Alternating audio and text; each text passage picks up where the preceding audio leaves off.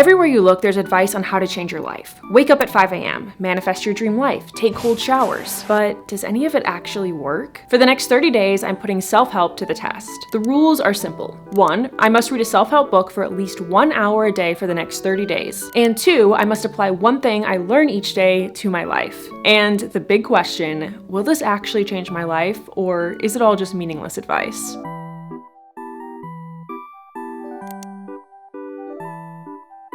Welcome to day 1. And the first book I'm starting with is Think Like a Monk by Shetty. I honestly really don't know much about Shetty, but I know this book is very, very popular in the self-help space, and I thought it'd be interesting to start with a really popular self-help book. Are these really popular self-help books like worth the hype? And the first thing we need to do is start my reading stopwatch and go. All right, let's get reading.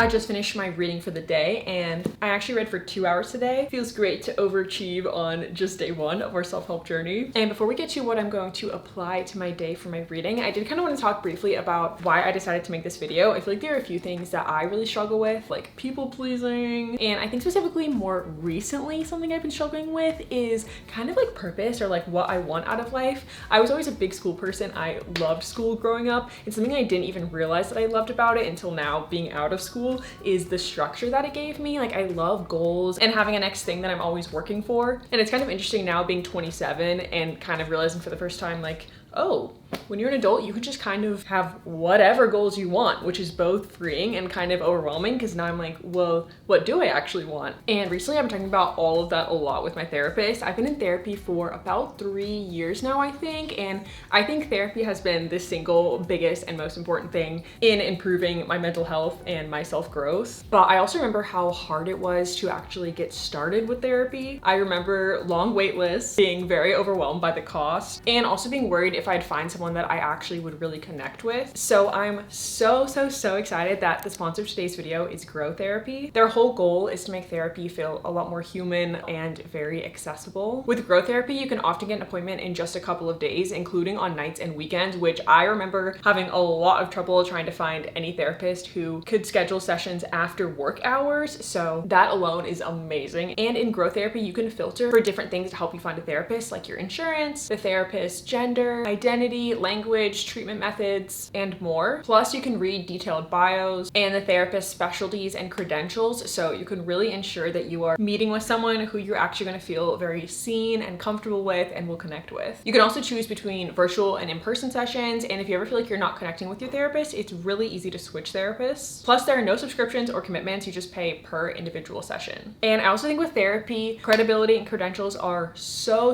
important. So I love that Grow Therapy holds an excellent rating on Trustpilot with real stories from real people who have found support through Grow Therapy. And they also work with over 50 insurance plans, including Medicaid in some states. Most people with insurance pay around $21 per session, and sometimes even less. And to learn more about Grow Therapy, head to the link in my description, or you can scan the QR code on the screen for a quicker way to get support and find a therapist. And now it's time to pick which thing from my reading today do I want to apply to my day. Something that is kind of like a pro and con about this book that I did not expect is there are these sections called Try This, where Shetty actually gives you a literal like task or goal or thing to do to apply what you've learned from the sections, which is so helpful. But one thing that I don't know is kind of like a pro and con is there are so many Try This sections. I actually counted 5 Try This sections in just a 10-page span, so I do feel a little like information overloaded, which is actually the important thing that I want to apply today. I ended up choosing the Try This exercise that asked me to reflect on 3 of the best and worst decisions I've ever made. The idea is that buried in those decisions are your core values. Maybe I chose something because I valued love or adventure. Then it had me apply that same lens to my future, looking at my biggest goals and asking whether they're truly driven by my own values or if they're shaped by outside forces like tradition, other people, or the media. On day 2, I did my hour of reading via audiobook on my walk, and my biggest takeaway was that internal goals feel far more fulfilling than external ones. And I decided to apply that idea to my to-do list by writing down the internal actions I wanted to focus on to reach each goal.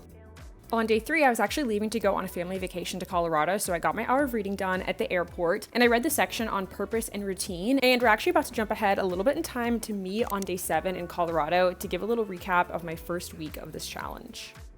It's day 7. We're officially 1 week into this challenge and I finished Think Like a Monk by Shetty. But before we talk about today, let's rewind it back to where we left off on day 4. On day 4, I set my alarm for 15 minutes earlier than usual to apply what I learned on day 3 from the sections purpose and routine. And I had to spend those 15 minutes phone free, which sounds very easy and was easy to do, but I could feel the difference in how I normally start my day, which is to immediately doom scroll, check my email, or roll out of bed, open my laptop, and immediately start working. It felt so relaxing and it made me feel so much more human. And then on day 4, I also did my hour of reading and read the sections on the ego and the mind. On day 5, I applied the same waking up 15 minutes early with no phone time, and then I read the sections on visualization and gratitude. And this was honestly the perfect day to read a section on gratitude because it was also my mom's birthday, so I wrote her a birthday card full of gratitude and love. And then on day 6, it was time to read about relationships and service. I ended up filling a form to volunteer at an animal shelter in Austin, which is something I've been wanting to do for a while, so this was a great push to finally do it. And now we're back to the present, day 7, and like I said, I finished the book. I did the final meditation at the end of the book, and I actually listened to this part as an audiobook, and I feel like this was a really cool way to end the reading experience of Think Like a Monk because it was cool to hear a guided meditation with Shetty's voice in my ears. I think I'm gonna say 4 stars. I really enjoyed this book. Something that I think could either be a pro or a con depending what you're looking for is it covers such a huge range of topics. Why negativity is contagious, how to stop overthinking, relationships, service, comparison kills love, how to use your fear, goal setting, and I haven't even read, there's so many more. So I think if you generally want to improve your life and you're not sure where to start, I think this book is a great place to start. But I think if you already know there's one area of your life you want to focus on, like say habits, then you probably just want to go ahead and read something like Atomic Habits because that's just gonna dive way deeper into one topic. And reflecting on 1 week into this challenge, something I really noticed that I didn't even think about before starting this video is how much my environment changes so much of how much I'm learning and growing. I think the first few days of this challenge where I was actually at home, I felt like I felt the biggest change and kind of inspiration from this challenge because I was actually applying things I learned to my day-to-day routine. But being here on vacation honestly has been really hard to 1, keep up with an hour of reading, and 2, try and find a way to apply what I'm learning to my day when all of my days look completely different and I'm not in my usual routine. And if I'm being completely honest, I feel like I found myself in vacation gravitating more towards the easiest try this sections, and I think I've made the decision to pause this challenge for the next 2 days and then we'll continue when I get home. I honestly think I'll just get a lot more from the self-help books I'm reading when I can actually apply what I'm learning to my everyday life, and periods of rest and relaxation are why we take vacations. So I'll see you guys again in 2 days when I'm back home in Austin, which will be 2 days from now, but we'll be calling it day 8. I'm back in Austin and I started a new self-help book today. I already did my 1 hour of reading or listening. I don't actually own this book, so I listened to the audiobook for an hour, and that book is Atomic Habits, which I know is a popular one, and I actually asked you guys on Instagram your favorite self-help book, and this one was the most said answer by far, so I'm very excited to see what all the hype is about. A habit that I've always been very bad at being consistent at is exercising. The one exercise that I do pretty consistently though is going on walks, but I've always gotten short bursts of inspiration to get into a more kind of high intensity exercise. That inspiration will last for like a month, where I'll do that exercise really consistently for a month and then it will fade, and then like 6 months later the cycle repeats. And that happened to me this summer with running. But the author has this formula for adding a new habit to your life, so I'm going to try and do that with running today. The formula that he has is you need a cue, which leads to a craving, then a response and a reward, and his 4 rules are make it obvious, make it attractive, make it easy, and make it satisfying. So the formula I'm going to do for running is my cue will be as soon as my workday ends. Number 2, the craving, make it attractive. I already crave going outside because I've been sitting inside editing all day. Number 3, response, make it easy. I've decided to start simple and just do 10 minutes of running, and then I'll finish the rest of the 30 minutes or an hour out with walking, which I'm already really good at doing consistently. And number 4, reward, make it satisfying. I just moved downtown and I've been really wanting to explore the area, go on different walking routes, so my reward, that running, allows me to go further in distance, which will allow me to explore more places in my new area. The cue and the craving have already been checked. Now let's do our response and our reward.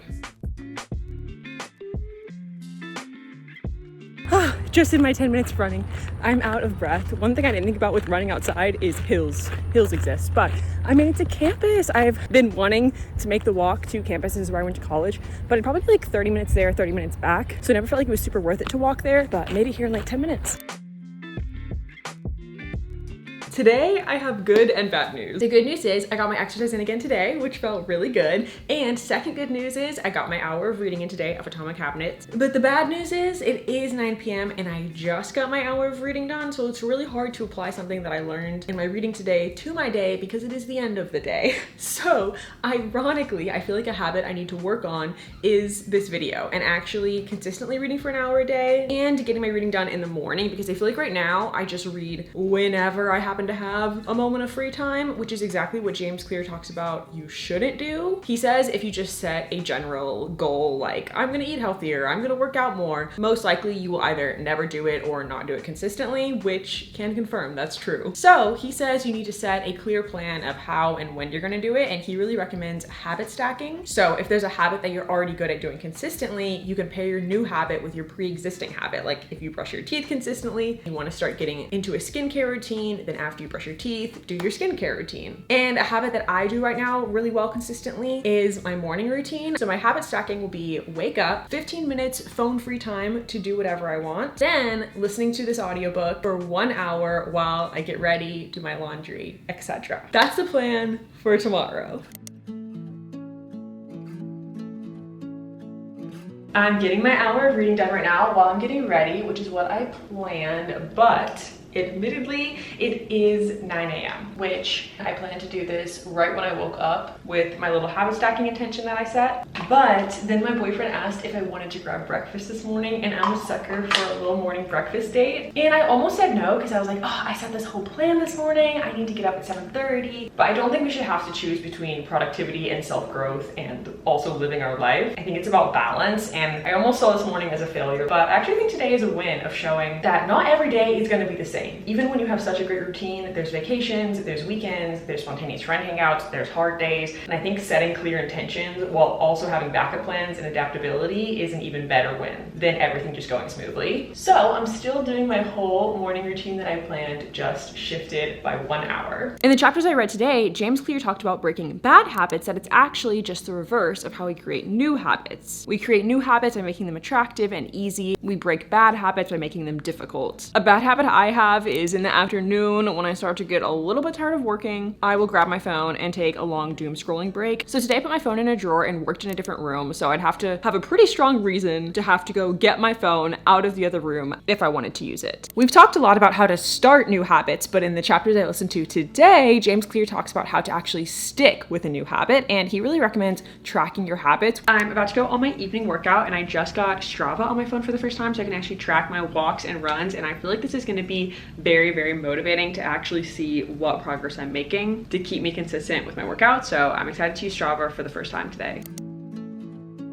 I finished Atomic Habits. I actually finished it yesterday, and I'm gonna say 4 stars. I like that it has very actionable things for you to do. One thing though is that even with all of his great tips, there are of course still gonna be some days where you just don't feel like doing your habit at all. And honestly, that was kind of me yesterday with my workout. I just did not feel like going for a run. But one of my favorite takeaways from this book that I actually used yesterday to still get myself out the door and go on my run is the 1% rule. Even if you only improve by, let's say, 1% a week, in 1 year, you'll be 52% better, which is a huge improvement, even if you don't notice your day-to-day or your week-to-week improvements very much. And I think it's so easy, at least for myself, to justify skipping a day or even a week of workout, but applying that 1% rule is such a great mindset shift for me to be like, no, I can't skip my workout today because I'm working towards my 1% improvement for the week. And now that we have finished 2 self-help books, we can start a little ranking of which ones are the most impactful, and I'm gonna put Atomic Habits at number 1 for now.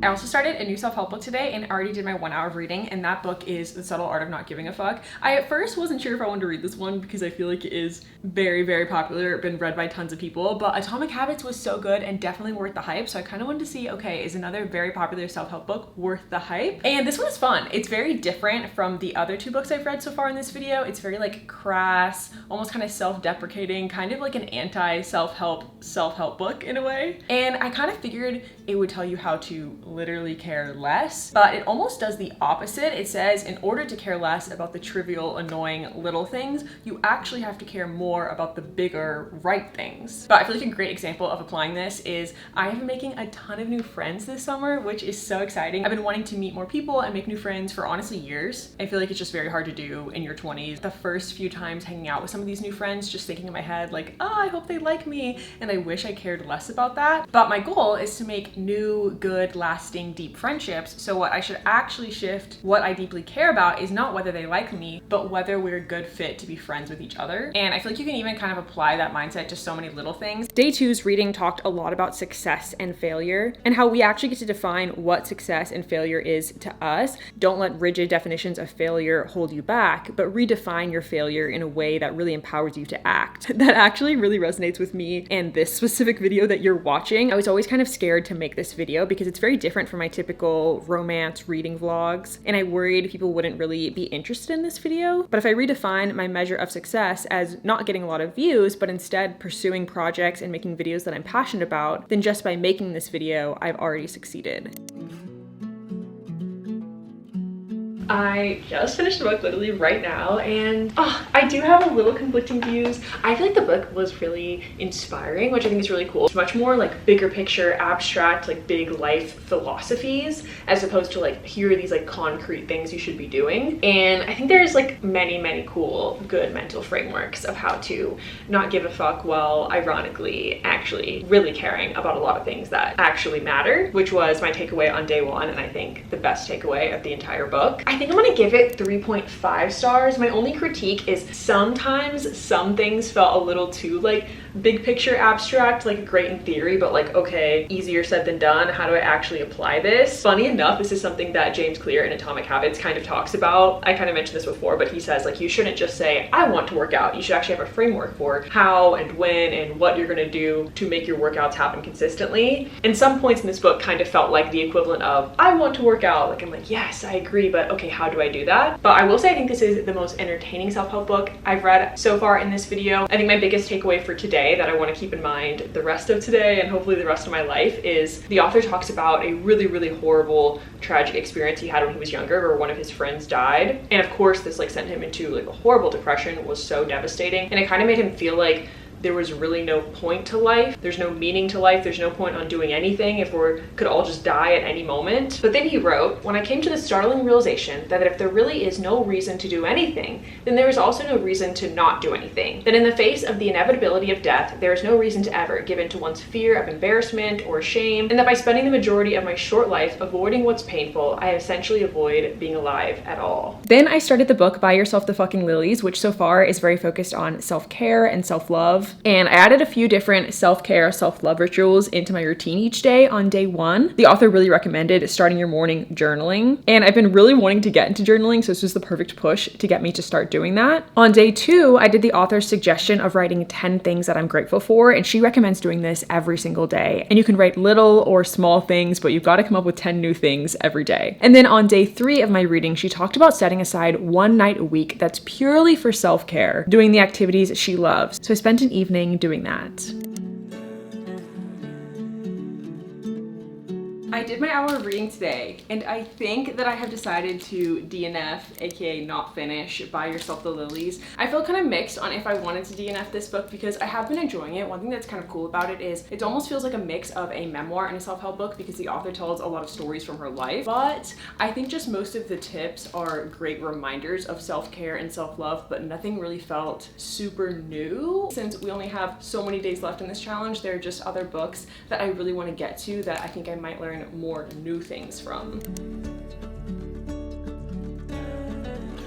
Today, it's time to start a new book, and I kind of want to do a little experiment for our next book. So something I've kind of been noticing with the self-help books is I feel like they have been so inspiring to read and for me to make so many changes to my life, but I was thinking about like, would I realistically pick up a self-help book every single day outside of this challenge? And I don't know that I would this consistently, just because as inspiring as they are, they do kind of feel like work in a sense, like I'm really actively putting in the effort to improve myself. So kind of the experiment that I want to test is can we learn just as much from a memoir? And my hypothesis is that memoirs can also teach us a lot about ourselves and our self-growth through somebody else's story and their life lessons, but that memoirs will be something that are much more approachable to read consistently because they're entertaining, they have a lot more storytelling. And I have Greenlights by Matthew McConaughey from my library. I also have the audiobook because he narrates it, so I feel like it's gonna be cool to honestly probably mostly listen to the audiobook. Honestly, it might be a flop or a hit. I have no idea as far as like the self-growth challenge, but let's see if a memoir can be just as impactful as a self-help book. I ended up reading Greenlights by Matthew McConaughey over 7 days, and I loved the book, but it was a little bit of a mix on how helpful it was from a self-help standpoint. Some days I was just along for the ride with funny or wild stories from his life, and I struggled to pull something practical from them to apply to my life, but on many days I found lessons that really stuck with me. One of my favorites is actually the title itself, Greenlights. He describes green lights as the good things in life, the moments where everything feels aligned. So I applied that to my day by trying to be better about noticing and really appreciating the green lights in my own life. But he also reminds us that red and yellow lights, delays, obstacles, disappointments eventually turn green. Sometimes they pass with time, and other times they have silver linings or life lessons they teach you that actually make them green lights in disguise. Another big takeaway for me was his tenacity. McConaughey tells the story of filming his first ever movie, Dazed and Confused. He was cast for just a few lines, but he ended up creating an entire character around them and putting in really 200%. And because of that, it ended up turning into a much bigger role than he was initially cast for. It's such a great reminder that sometimes the opportunity is there, but it's on us to take the risk and step fully into it. He also talks about chasing goals that truly matter, not just the ones that look good from the outside. And he gave a little funny personal anecdote to go along with this. At one point, he was very excited to be able to afford to hire a maid, one who even presses his jeans. And he was telling this to someone in the book, and they said, "That's great if you care about your jeans being pressed." And he realized he doesn't. He never cared about his jeans being pressed. And it's such a simple story, but the point is powerful to not chase milestones that don't actually matter to you. Overall, Greenlights left me thinking less about checking off achievements and more about the mindset shift of finding the green lights in my own life, having the courage to take opportunities, and staying aligned with and chasing the things that I actually value. I finished Greenlights by Matthew McConaughey yesterday, and I really liked the book. It was very fun. I would say like 4 stars as a memoir. Great fun stories and also some good life lessons. I think you can learn life lessons from a memoir in a more fun package, but you definitely don't learn anywhere near the amount of a self-help book. So as far as where I would rank this book, probably towards like the middle end, although very entertaining read. We only have 4 days left, which is crazy. This challenge is flying by, but I do think 4 days is the perfect amount of time to read one more self-help book, and I've decided to start The Gap and the Gain. This is a book that one of my friends, Shetty, who's also a fellow booktuber, said her husband loves. So I always love a personal recommendation, and I already did my 1 hour of reading for today, and so far I really like the concept. The book basically talks about you always have where you start, what your goal is, but then what you actually achieve, which is rarely your main goal, and you can either live in the gap or the gain. You can live in the gap, which is how much you set out to do that you didn't accomplish, or the gain, which is even though you may not have reached your goal, you're way further along than where you started, and has this nice little graphic that really clicked well in my brain. Basically, my takeaway from today is to try and always live in the gain, not the gap, and I feel like today in particular is a great day to apply this. Honestly, I'm struggling today. I'm sick, and I had this great to-do list of things to accomplish for work today, and I have done very little of them, and so honestly, it's very easy to live in the gap today, that I'm sick and I don't feel good, which sucks. I have accomplished really very little on my to-do list, and I did not get my running in this morning, and I don't think I'm gonna have time to get it in this evening, so it's also a day where I'm missing my exercise. But this is a great time to train myself to live in the gain, because despite all of that, I'm still further ahead than where I started. If I have to name my gains, it's that honestly, even getting any amount of work done while feeling sick is a win. And even though I didn't get my running in, I did get my walk in this morning, which also getting a good hour-long walk in while sick feels like a win. And I still did get some work done, just not the amount that I wanted to accomplish. So I think this is like a great mindset to apply to every day as much as I can, of looking for the ways that you're in the gain every single day.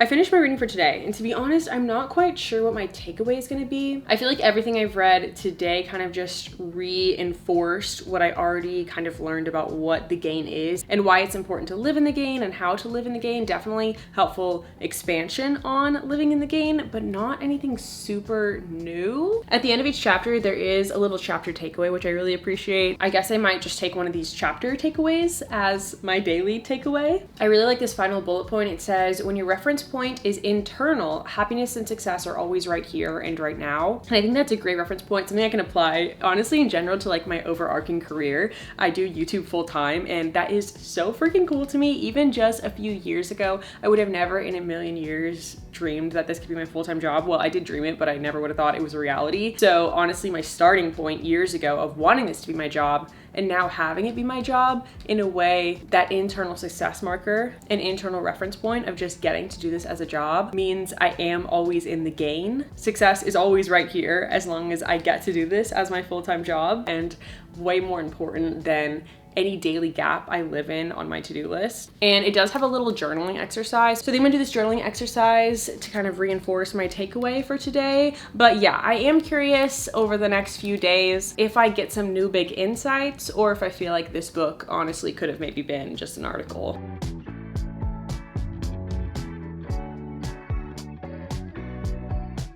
For my exercise from the reading today, I wrote down 3 ways that I lived in the gain today and 3 ways that I want to win/gain tomorrow. This is just to help you with your daily priorities and to always try and live in the gain. It's the last day today. That's crazy. We're almost done, and I literally just woke up, and my plan for the last day today is to take everything I've learned from the past 30 days and apply them to my day today. Obviously, my goal throughout this entire challenge is every time I learn something new to always keep applying it, but that hasn't always realistically happened. So today I kind of want to have like a super mega self-help day. So I went back through and watched all the footage from the past 30 days, and a lot of things were kind of one-time actions, like one-time journaling prompts or kind of mindset shifts that hopefully still kind of sink in mentally to apply to all my days, but there were also a lot of repeatable things, and I added those into my schedule today. So let's start with our first repeatable action that we learned all the way back from Think Like a Monk, which is to wake up 15 minutes earlier than I normally would and spend that time phone free, just completely relaxing. So this morning I'm gonna spend 15 minutes reading, and not reading a self-help book, reading a book for fun, just to clarify.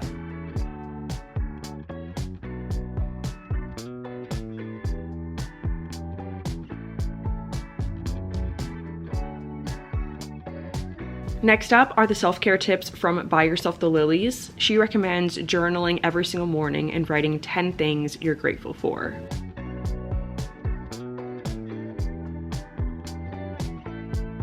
Next up in my self-help morning routine is I'm getting ready and listening to the audiobook of our last hour of The Gap and the Gain.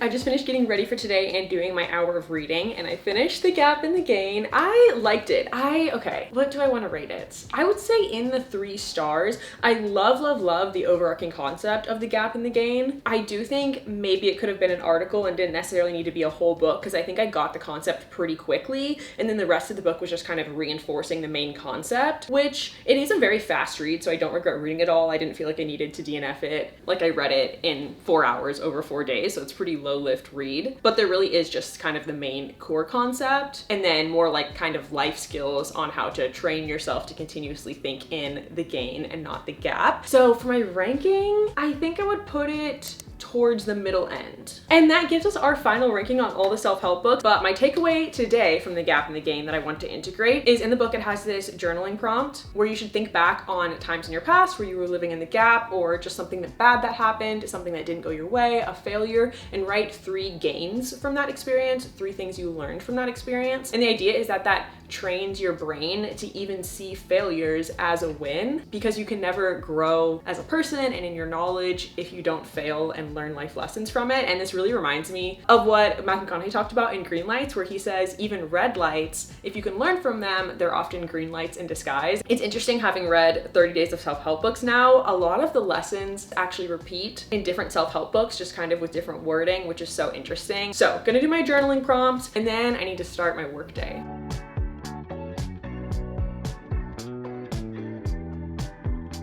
Just finished my journaling. Now, like I said, I need to start my work day. I have a lot of editing to do today, specifically of this video that you're watching. So I'm gonna take the other little tip from one of our past days, and I'm gonna put my phone in a drawer. This is something James Clear recommends for breaking bad habits. And again, a bad habit of mine is getting very distracted during my work day. Putting my phone in the drawer, gonna work in another room. So it'd take a lot more effort for me to even get distracted.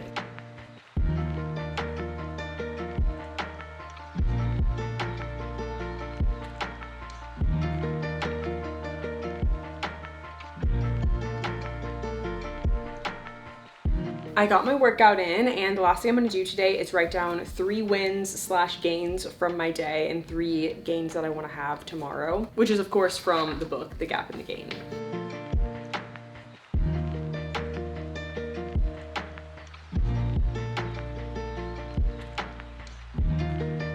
Yesterday was the last day of this challenge, so now it's finally time to answer the question, did reading self-help books for 30 days change my life? And I guess if I have to give a clear black and white answer, it would be no. I don't think my entire life changed during this month, but I do think I learned a lot of great things, a lot of great mindset shifts, and also a lot of great actionable things. I guess my 3 biggest takeaways. Number 1, I loved James Clear's formula for creating a new and consistent habit. That's definitely something I'm applying with my running and that I can apply to future habits. It's not a foolproof plan. There was plenty of days this month where I missed my workout purely out of laziness or life getting busy, but it definitely helps. Number 2, I really liked the overarching idea of The Subtle Art of Not Giving a Fuck, although the book I rated a little lower just because it felt a little repetitive to me. I love the core concept that you don't need to convince yourself to be less caring and just be indifferent to things. You just need to care a ton about the big important things in life. Anytime I kind of catch myself getting anxious about small trivial things, I try and ask myself, okay, what's the biggest important thing that I can care about even more in this situation? Number 3, ooh, I feel like a tie between a few things for number 3. Can I give 3 answers for number 3 that are all tied? This is so extra. Okay, I'm gonna say those are my 2 biggest takeaways, and I'll give 3 honorable mentions. I like the core concept of the gap and the gain as well, just living in the gain, focusing on even if you didn't hit your goals, you still are way further along from where you started, or if you had a failure, you're still learning from it, so it's still a gain. I do really like that. Number 2, I love the 1% rule. I can often get frustrated if I'm not seeing progress, and often 1% progress you can't really noticeably tell, but I just try and tell myself every time I do something, I'm hopefully getting 1% better, and eventually I'll see the gains. And number 3, this one isn't really life-changing, but I still really like something we learned way back from Think Like a Monk, which was just to spend your first 15 minutes in the morning not on your phone and doing something that you enjoy. It just helps me to feel like a normal, full